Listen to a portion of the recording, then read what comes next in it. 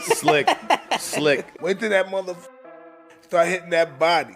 Yeah. Alvarez hit that motherfucker body. Look how slick. Mike, look how slick he is. Oh, he's going to get in August of 2024 against Israel Madrimov to make him a 4-division champion.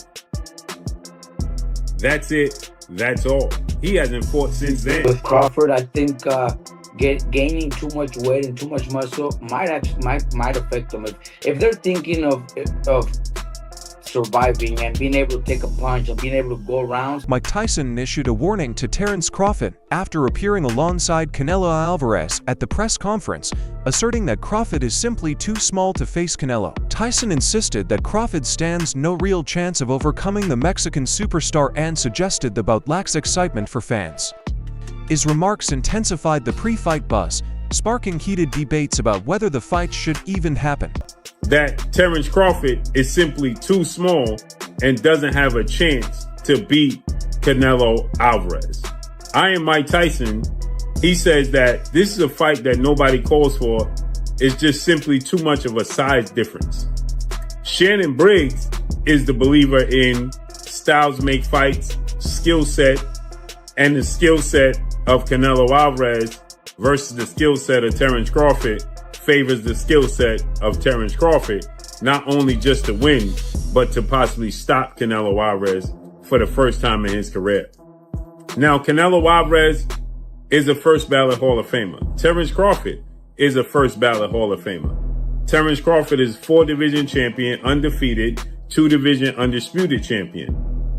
Canelo Alvarez is a 4-division champion, 2-time undisputed super middleweight champion, and reigning undisputed super middleweight world champion with a record of 63 wins, 2 losses, 2 draws, 39 wins by way of knockout. Gabe Rosado, a well-known boxing veteran, shared his perspective on the potential showdown between Terence Crawford and Canelo Alvarez. Rosado believes Crawford does not have the punching power to seriously hurt Canelo. While he acknowledged Crawford's technical skill, footwork, and accuracy, he cautioned that against someone as strong and physically dominant as Canelo, those strengths may not be enough. Rosado noted that Canelo has faced and withstood shots from some of the sport's hardest punchers without breaking, raising doubts about Crawford's ability to cause real damage. According to Rosado, one of Crawford's toughest challenges in this fight will be his lack of size, strength, and overall durability. So I don't see how Crawford could hurt Canelo, because Canelo's been in there with Kovalev. He's been in there with Bivol. You know what I'm saying? He's been in there with big punchers. You know what I'm saying? So it's like, how can a guy that's really a 47-pounder, even though he's up in weight, I don't see how he can hurt Canelo. You know what I'm saying? It just feels completely, because your body is different to absorbing a bigger blow. So, you know what I'm saying? But it's like, when I sparred the guys in the lower weight classes and they hit me, bro, it's like, no disrespect, but it just feels like you get hit with a pillow. It's just different. It could be a murderous puncher at 147, but if I'm walking around 185 and I'm a solid guy and I'm used to fighting guys, you know, with a different kind of power, and I spar a guy that's a welterweight, it feels like a pillow. The seasoned boxing analyst Cho shared his views on the topic in a direct manner. He does not believe Terence Crawford can beat Canelo Alvarez. His reasoning centers on size, strength, and stylistic disadvantages. Cho explained that Canelo's experience against top-tier opponents across multiple weight divisions has equipped him with a skill set designed to neutralize challengers. While he acknowledged Crawford's versatility and high boxing IQ, Cho argued that these traits alone would not be enough to counter Canelo's power and superior ring control. In his opinion, the fight strongly favors Canelo, and Crawford would need something extraordinary to change the expected result. Spaceman Films. What up, Biz? Who you got? Canelo Crawford? Yeah. Got Canelo. Yeah. I heard the punches that he hit Charlo with. I don't know if Crawford can absorb those punches. I know he's a great man and a great warrior. When you come from 147 to put on a better fight than Charlo, I mean, I don't even know what that means. I don't know if that means that Crawford is so great and he can do that, or that means that Charlo set the bar so damn low that anybody can do better than Charlo did last night. Do skill really pay the bill? Because that would be tough. Pay the bill. That's why Canelo still for this. Crawford's plan to pack on significant weight to face Canelo has, sparked concern among respected trainers, including Robert Garcia. Garcia warned that rapid or excessive weight gain can seriously affect a fighter's agility, stamina, and overall sharpness inside the ring. He cautioned Crawford that the added bulk could slow him down, stripping away one of his greatest strengths, quickness. Garcia also criticized comparisons being made between Crawford and Floyd Mayweather, calling them inaccurate. He pointed out that Mayweather never put on weight in the same manner to fight larger opponents, and that his success against bigger fighters relied on speed and technique rather than size.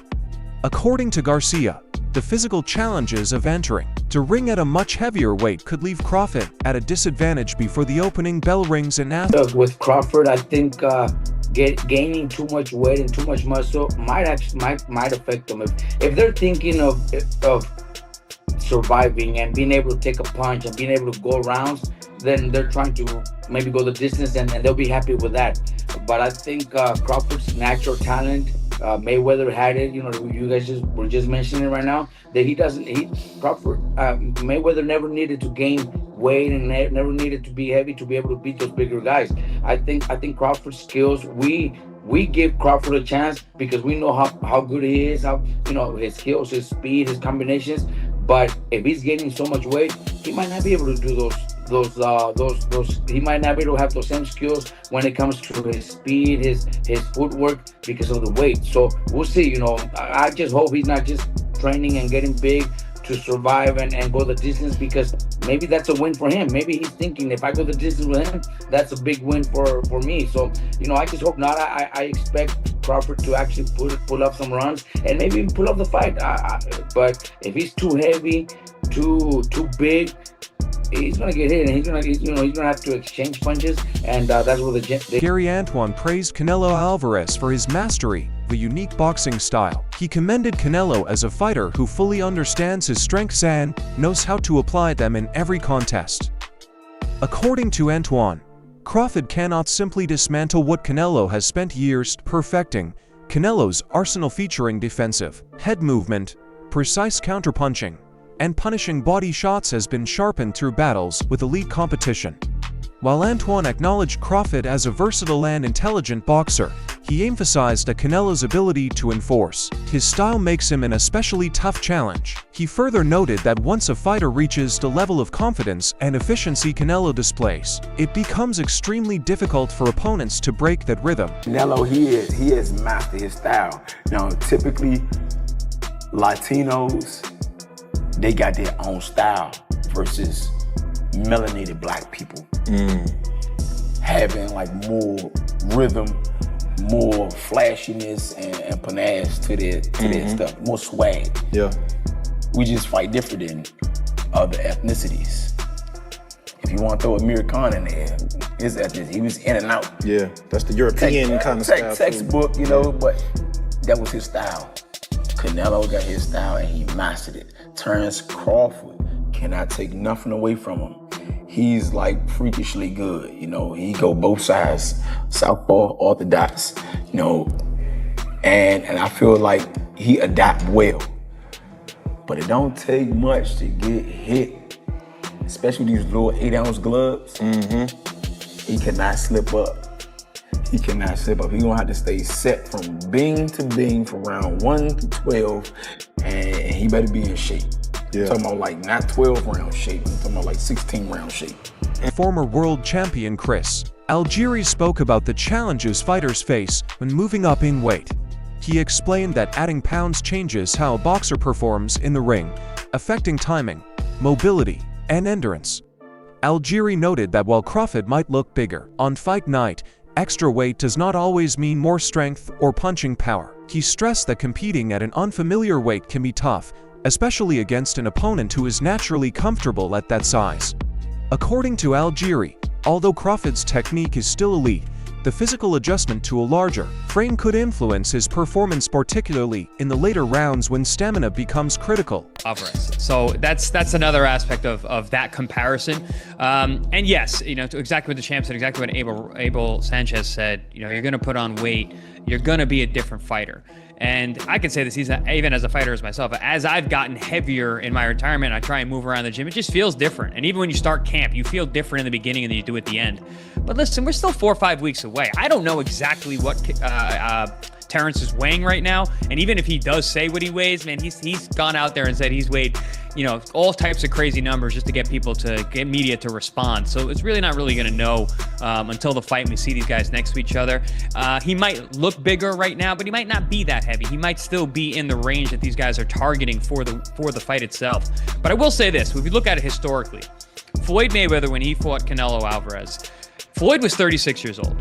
Canelo was a young man. I think he was 21 or something like that, or 23, under 23, whatever the case may be.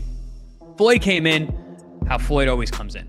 He didn't try to put on weight for that fight. I think he came in 150 pounds, like he always did in his big fights, and even at 36 years old. And it was his speed, it was his technical proficiency, it was his skill and his jab, which is what gave Canelo fits all night long and eventually why he lost 11 rounds to 1.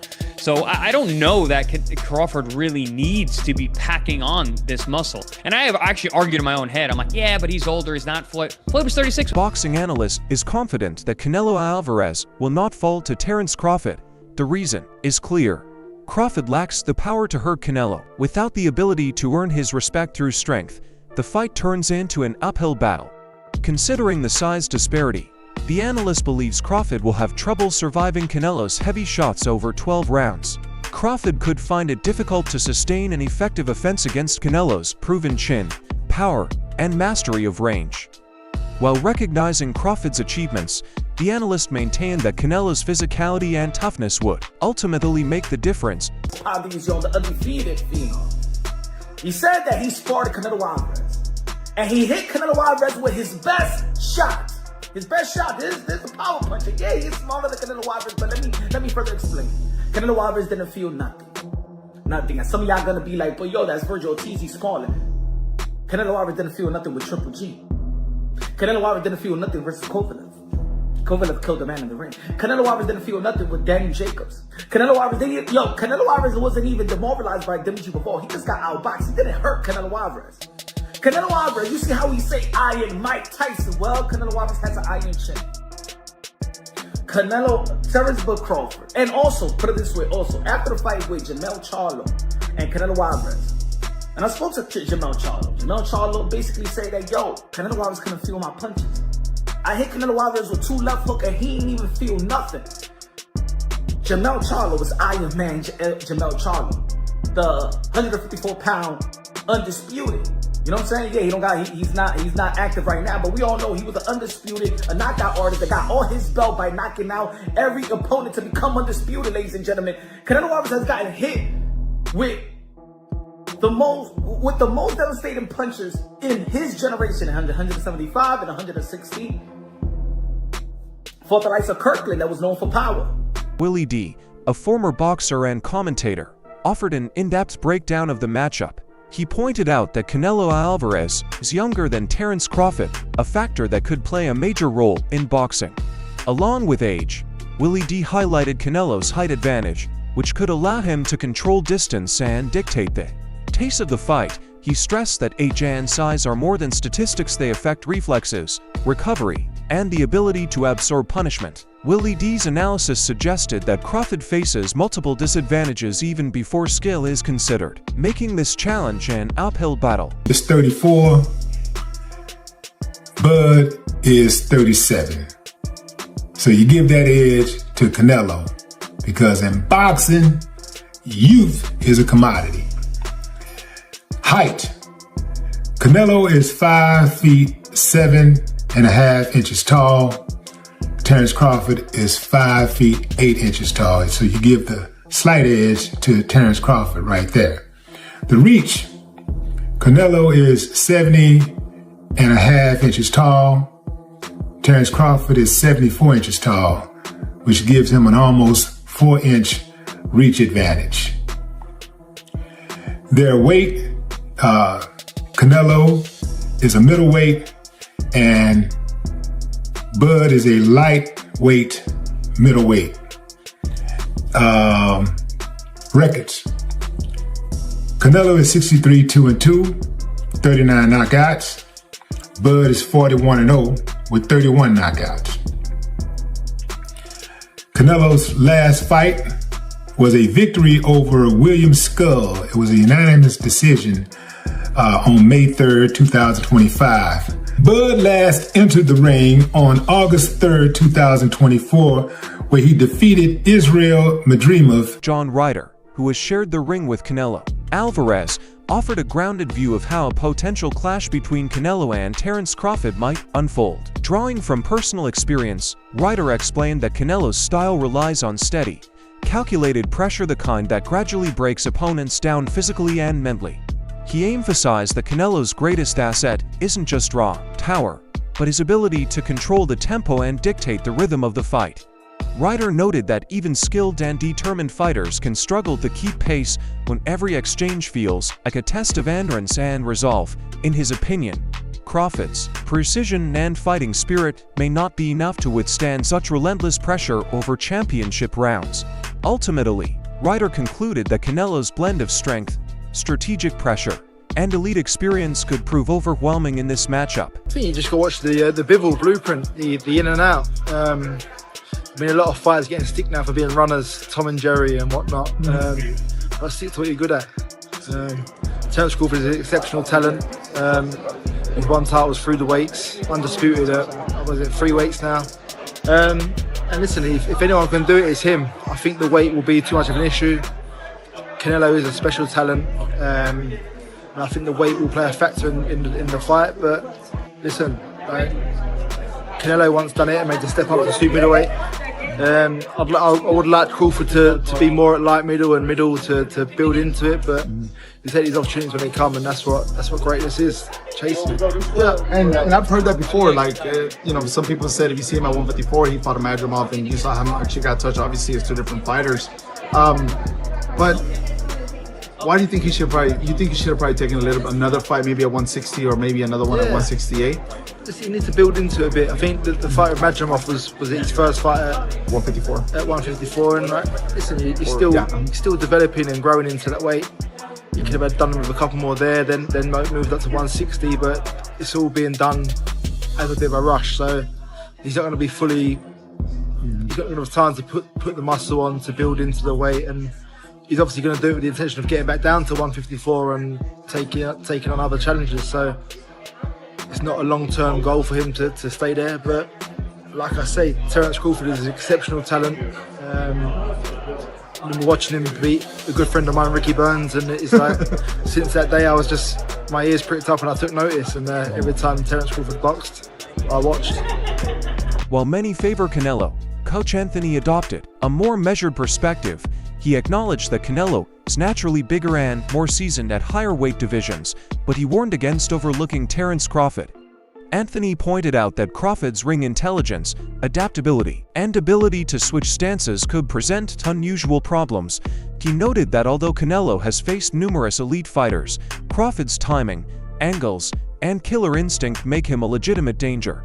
According to Coach Anthony, writing Crawford off completely would be a misstep, as the American's skill set gives him the potential to pull off an upset even against a champion as accomplished as Canelo.